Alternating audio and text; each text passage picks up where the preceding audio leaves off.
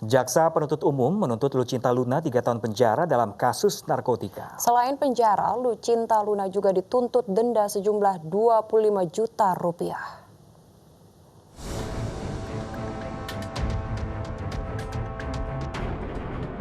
Artis Lucinta Luna menangis saat jaksa penuntut umum membacakan tuntutan 3 tahun penjara terhadapnya terkait kasus narkotika. Sidang pemilik nama asli Muhammad Fathah tersebut digelar secara virtual oleh Pengadilan Negeri Jakarta Barat. Lucinta Luna mengikuti persidangan secara jarak jauh dari Rutan Pondok Bambu, Jakarta Timur. Yang pertama berdasarkan fakta di persidangan, kalau untuk narkotika sendiri kan tidak terbukti. Tapi kan tetap dikenakan kepemilikannya itu kan dianggap punya Lucinta Luna ya. Iya, tapi kan terdakwa sendiri pada saat pemeriksaan kan juga tidak pernah mengakui. Iya, tidak pernah mengakui, dan itu memang dua butir eksotis tersebut juga bukan milik dari terdakwa, bukan. Oleh jaksa, Lucinta dinyatakan terbukti melanggar Undang-Undang Narkotika dan Psikotropika. Lucinta Luna tertangkap Polres Metro Jakarta Barat karena menyimpan narkotika jenis pil ekstasi di apartemennya di pertengahan Februari lalu. Sidang akan dilanjutkan pada Rabu pekan depan. Dari Jakarta, Sofyan Firdaus, iNews melaporkan. Ditreskrimum Polda Metro Jaya menetapkan 9 orang sebagai tersangka kasus pesta seks sesama jenis di kawasan Setiabudi, Jakarta. Ya, polisi mengungkapkan salah satu tersangka terjangkit virus HIV. Kita lakukan terhadap mereka dari ke-56 orang yang kemarin kita Polisi menangkap 9 orang tersangka yang menyelenggarakan pesta seks sesama jenis di kawasan Setiabudi, Jakarta. Alhamdulillah. Salah satu tersangka TRF merupakan ketua penyelenggara. Kemudian yang ketiga, Ia berperan menyewa kamar hotel dan menerima transfer mulai dari 150 hingga 300 ribu dari peserta. panitia ini termasuk ketat. Komunitasnya adalah Sementara 8 tersangka lain berbagi peran mulai menyambut peserta hingga mengatur konsumsi. hot sekitar Penyelenggara dan peserta ini tergabung dalam grup WhatsApp dan Instagram. 50 orang. Kegiatan ini dilakukan, mereka mengadakan undangan, mereka membuat sendiri. TRF ini adalah yang membuat undangan. Ya.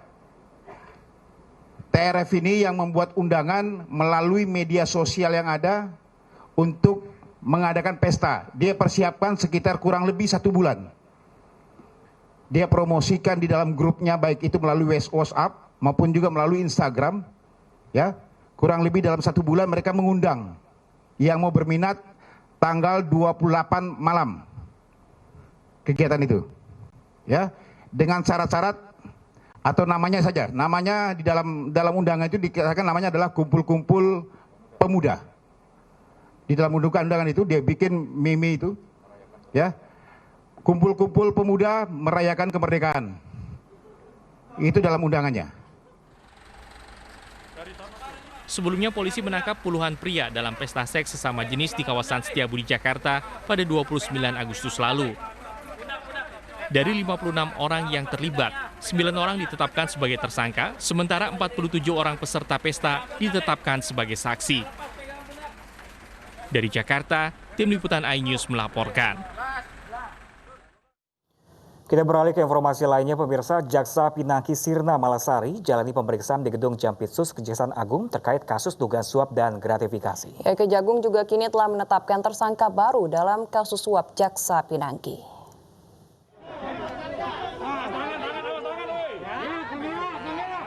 Usai diperiksa sejak Rabu siang, Jaksa Pinangki Sirna Malasari keluar dari Gedung Jampitsus Kejaksaan Agung. Pinangki diperiksa sebagai tersangka dalam kasus penerimaan suap dan gratifikasi. Selain Pinangki, penyidik telah memeriksa Andi Irfan Jaya yang kemudian ditetapkan sebagai tersangka dalam kasus suap Pinangki. Andi Irfan kini telah ditahan di rutan KPK. Kejaksaan Agung menjerat Andi dengan pasal 15 Undang-Undang Tipikor tentang percobaan permufakatan jahat dalam pengurusan fatwa Mahkamah Agung. Maka pada hari ini kami mendapat informasi baru saja setelah penyidik menetapkan yang bersangkutan sebagai tersangka dengan inisial AI tadi, kemudian dilakukan pemeriksaan terhadap yang bersangkutan dalam kapasitas sebagai tersangka, akan dilakukan penahanan dengan jenis penahanan rutan terhitung mulai hari ini dan akan ditempatkan di Rumah Tahanan Negara KPK. Sebelumnya, Kejaksaan Agung juga telah menetapkan Pinangki dan Joko Chandra sebagai tersangka. Pinangki diduga menerima suap dari Joko Chandra untuk mendapatkan fatwa dari MA. Tim iNews melaporkan. Polda Bali mengungkap mantan Kepala Badan Pertanahan Nasional Kabupaten Badung, Bali, Tri Nugraha yang bunuh diri di kantor Kejati Bali tidak diperiksa tasnya saat akan dibawa ke tahanan. Ya, diduga senjata sudah berada di tas sebelum tersangka kasus korupsi tersebut bunuh diri.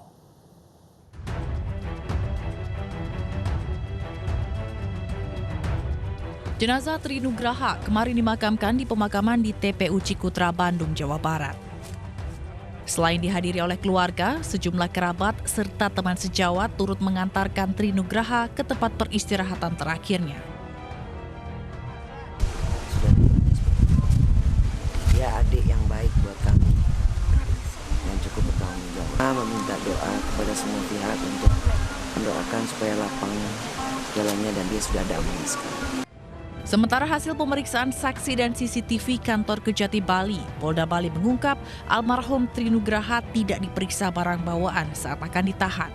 Diduga senjata api sudah berada di dalam tas sebelum Tri mengakhiri hidupnya. Bukan data informasi itu dari hasil interogasi, ya, petugas pemeriksaan, ya, yang ada di loker maupun terhadap saksi dari penyidik kejaksaan memang tidak dilakukan itu pemeriksaan.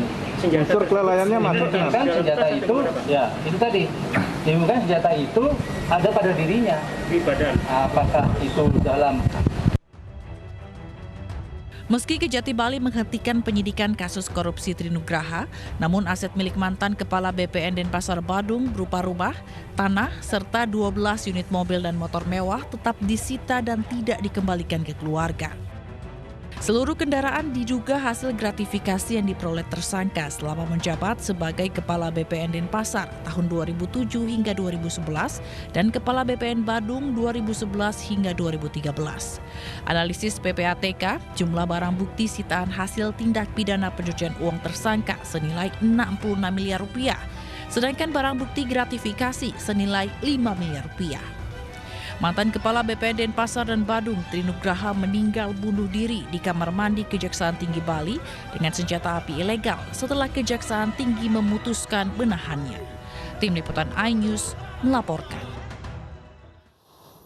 Ya, pemirsa, warga korban penyerangan Polsek Ciracas mendaftarkan ganti rugi atas kerusakan kios, rumah, dan kendaraan. Biaya ganti rugi akan dibebankan pada oknum TNI yang terlibat dan pelaku penyerangan.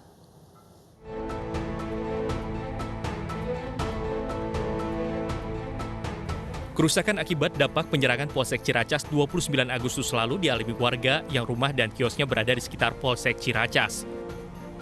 Sebagai ganti rugi, perbaikan mulai dilakukan pada kios dan rumah-rumah yang terdampak.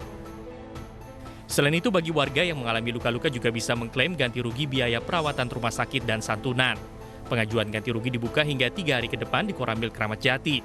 Saat ini tercatat 72 warga terdampak dan sudah melaporkan total kerugian kepada pihak Kodam Jaya. Kodam Jaya menegaskan akan membebankan biaya ganti rugi pada oknum TNI atau pelaku penyerangan. Sehingga dengan cepat kita harus segera, karena ini yang pertama kita harus memulihkan perekonomian. Saat ini kondisi COVID seperti ini kan perekonomian sangat sulit. Sehingga kemarin kita bergerak dengan cepat. Bagaimana salah satu contohnya kaca gerobak, kemudian rumah makan yang harus segera kita ganti karena mereka juga harus berjualan. Nah, ini yang kita segera kita perbaiki. Begitu juga tentang kondisi fisik dari masyarakat yang tidak mengerti apa-apa juga kena pukul dan sebagainya.